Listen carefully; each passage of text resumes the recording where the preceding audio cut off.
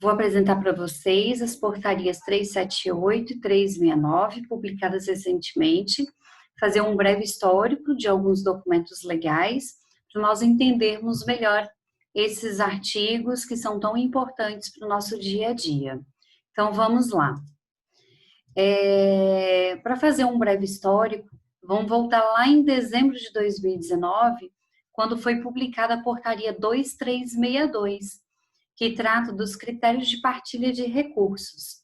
Então, essa portaria, ela estabelece procedimentos específicos, né, do repasse de recursos para o Sistema Único de Assistência Social, onde vários questionamentos foram feitos, houve a questão da queda de recursos, né, de repasse de recursos, e também municípios que já vinham com um saldo maior em conta, né, desses repasses do FNAS, acabaram não entrando nas próximas folhas de pagamento, né, por não utilização de recursos.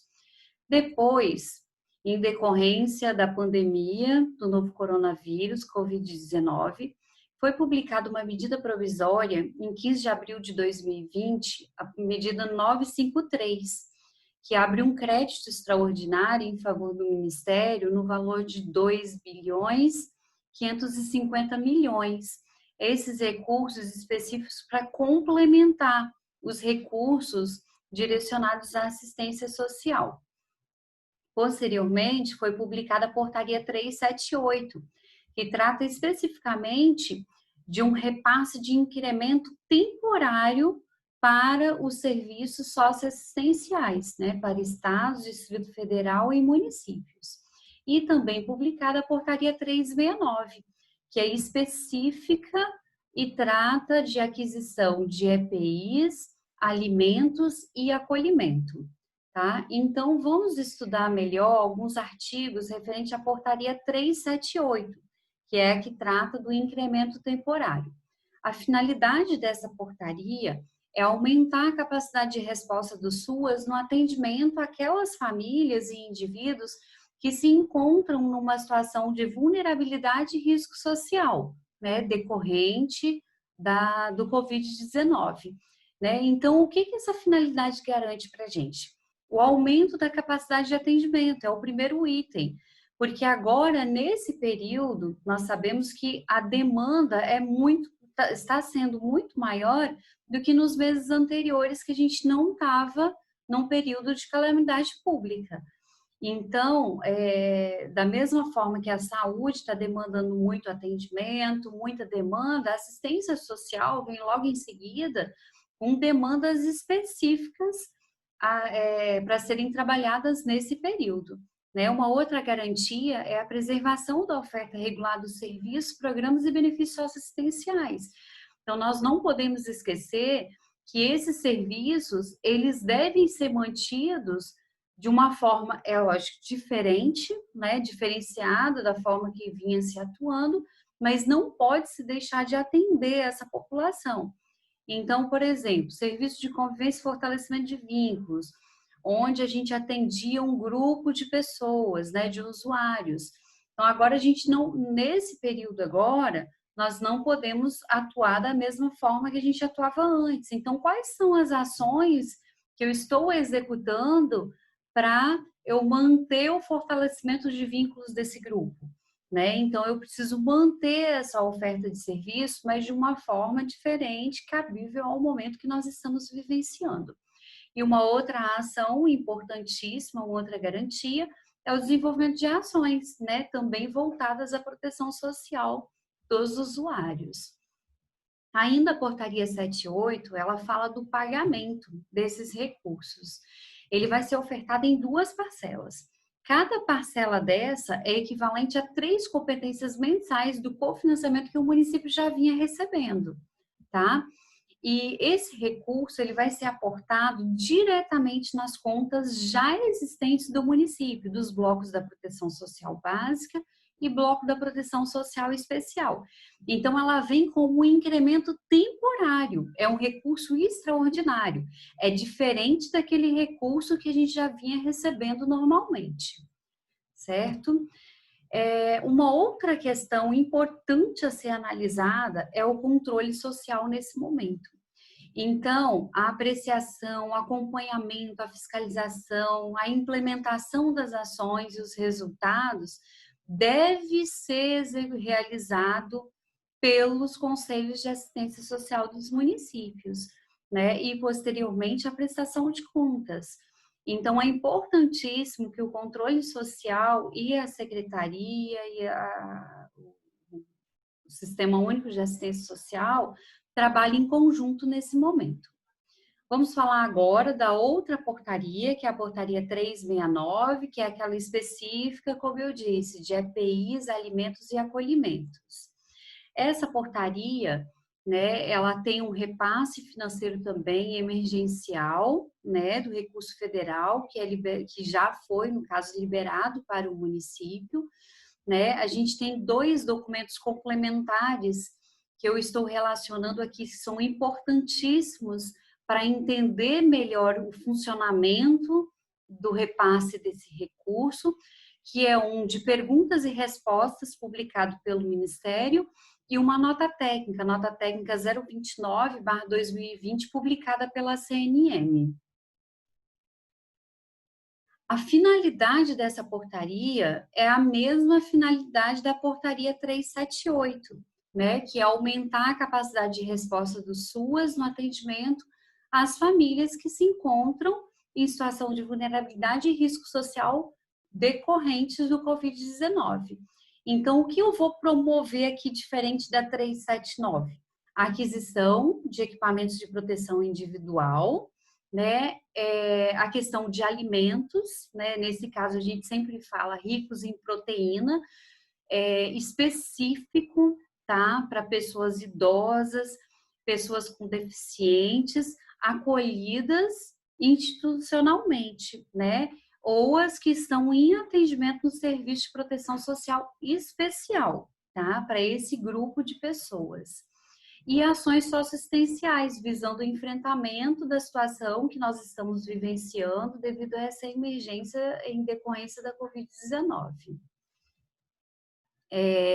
O pagamento, né, desse recurso também vai ser repassado em 2 parcelas, cada uma também equivalente a 3 vezes de demanda, mas ela vem num formato um pouco diferente da portaria 379.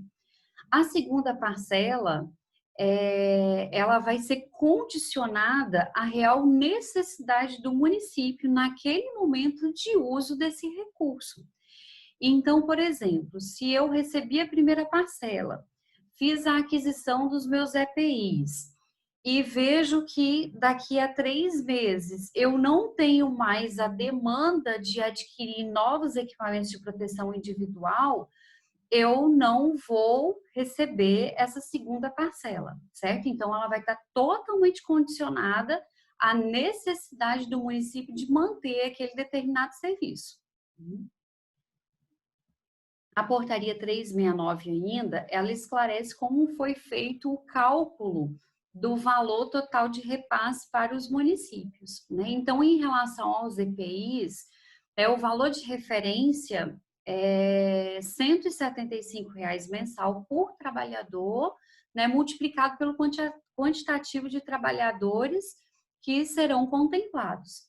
Esse recurso é importante a gente alertar que ele é referente a 3 meses. Então, por exemplo, se eu comprei um kit EPI,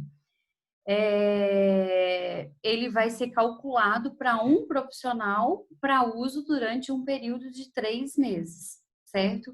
E quando a gente fala de EPI ainda, é importante a gente esclarecer a necessidade da gente estabelecer um vínculo com a Secretaria de Saúde.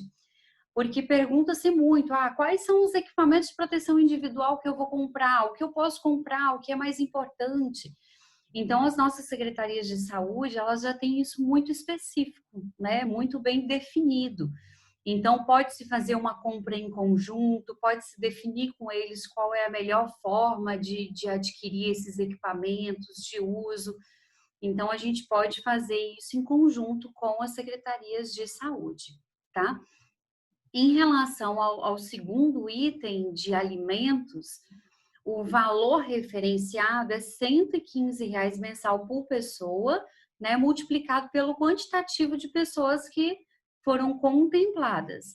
Né? O plano de ação ele já se encontra aberto, os municípios já podem fazer esse preenchimento, mas quando o município fez o aceite, lá já veio específico o número de pessoas, né, multiplicado por esse valor mensal que a gente está falando agora.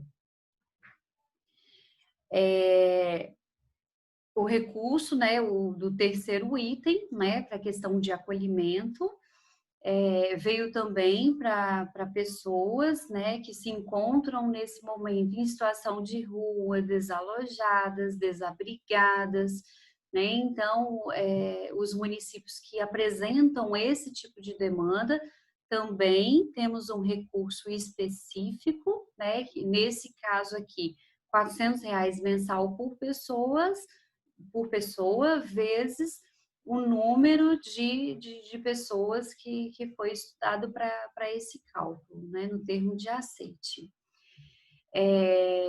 Então, para estar elegível, o município ele precisa preencher esse termo de aceite, né, que já foi feito, no caso, né, por vários municípios.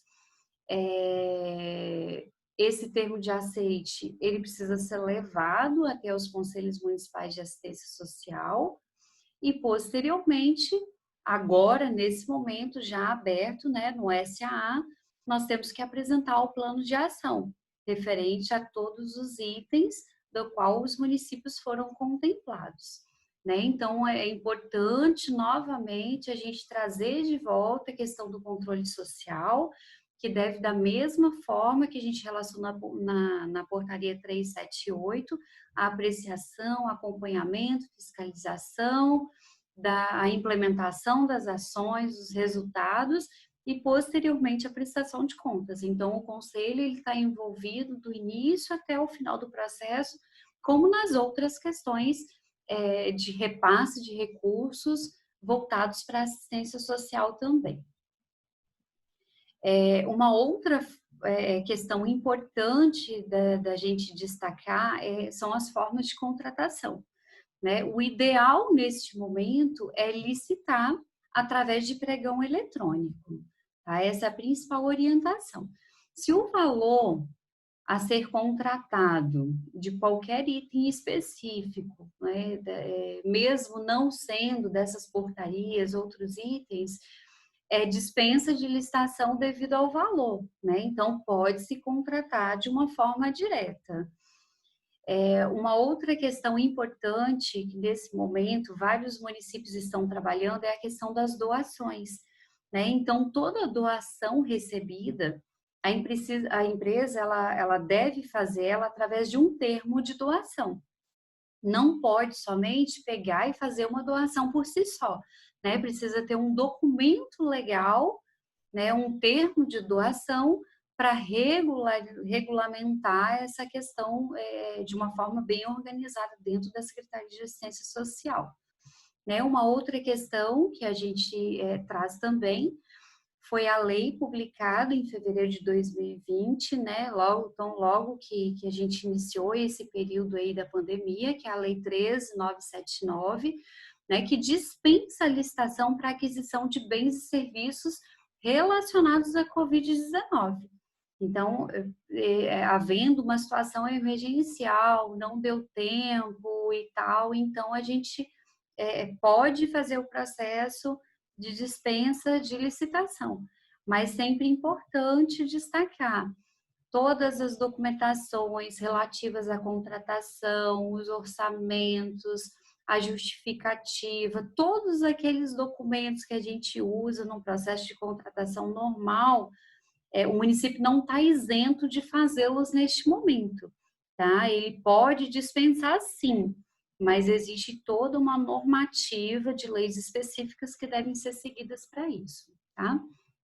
Então, eram essas as principais considerações em relação às duas portarias, né, publicadas recentemente.